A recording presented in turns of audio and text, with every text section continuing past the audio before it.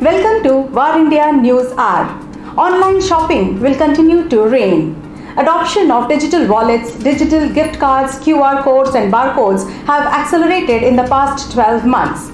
A survey data indicates that these digital payment methods have an impact on how shoppers feel about a particular brand and how likely they are to frequent that retailer.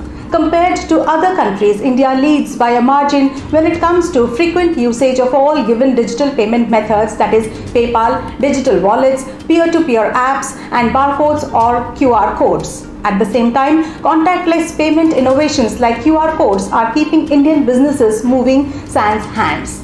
QR codes or barcodes on a mobile device were being used more frequently at grocery stores and online-only retailers. On average, the likelihood of scanning a QR in India is greater than in any other country. 20% of Indian respondents used a QR code or barcode for the first time during the pandemic, and 69% report using them more frequently. Secondly, the adoption of the gift cards helped people connect to e-commerce in 2020. The gifting ecosystem in India is steadily thriving and is already witnessing a significant jump compared to last year. The trend around gifting has essentially moved towards digital, with close to 59% of gift card transactions taking place with online-only merchants and the rest being powered by offline stores. Digital gift cards also saw a huge increase in popularity since they are an easy contactless payment option to send and use. A whopping 92% of Indian respondents believe that they will overspend beyond the gift card value or redeemable points value compared to 77% of the global average.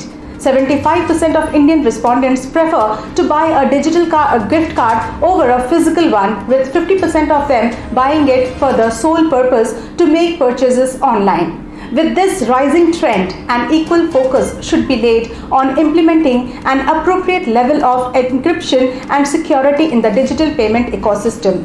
India ranked lowest, that is 13%, among all other countries in choosing secure checkout process as the most important factor when making a payment. Let's look into today's headlines in War India. India's IT ministry gets two renowned technocrat entrepreneurs to lead. Better late than never, India gets two accomplished technocrat entrepreneurs who will be at the helm of affairs at India's Ministry of Electronics and Information Technology, that is MeitY. Ashwini Vaishnaw, a former IAS turned entrepreneur, is widely lauded for his work as collector in Odisha. Vaishnaw served in companies like GE and Siemens in leadership roles before turning an entrepreneur. Secondly, Rajiv Chandrasekhar, an Intel chip designer, is a leading businessman, philanthropist, civic activist from India's tech capital, Bengaluru. Two accomplished technocrat entrepreneurs will be at the helm of affairs at India's Ministry of Electronics and Information Technology, that is MeitY. Hackers of SideCopy targets Indian government officials. A cyber espionage group has been observed increasingly targeting Indian government personnel as part of a board campaign to infect victims with as many as 4 new custom remote access Trojans, that is RATs, signaling a boost in their development operations. The property of SideCopy has a history of mimicking infection chains implemented by the Sidewinder APT to deliver its own set of malware in an attempt to mislead attribution and evade detection, while constantly retooling payloads that include additional exploits in its weaponry after a reconnaissance of the victim's data and environment. White Hats reported key Kaseya VSA flaw months ago.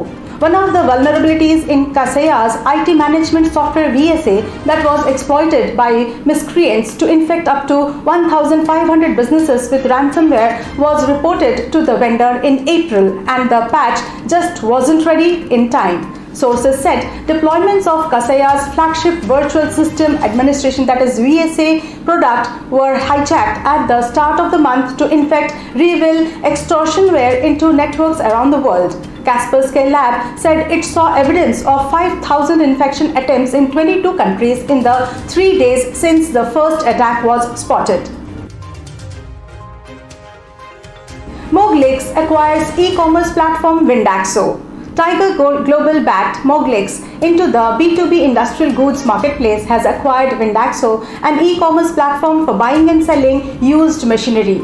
As per Moglix, the acquisition would help it give manufacturers access to high-value capital goods at economical prices. The development comes soon after the entry of Moglix in the Unicorn Club. The Rahul Garg-led company recently mopped up a $120 million round led by Falcon Edge Capital and Harvard Management Company. The acquisition will give Windaxo a wider market to work with and Moglix technology. TCS's employee headcount crosses whopping 5 lakh mark. TCS's employee headcount crossed the 5 lakh mark in Q1 FY22 with 5,09,058 employees as of June 30th, the company said in its exchange filing. The company saw a net addition of 20,409 employees in Q1, its highest quarterly net addition ever. Its workforce was up 17.3% year on year. Meanwhile, the IT services attrition rate, that is LTM, was at 8.6%, TCS said, claiming it to be the lowest in the industry. That's all for now. Please like, share, comment and subscribe to War India News Magazine. You can download the War India app from Google Play Store for the latest news and updates. Stay tuned. Thank you.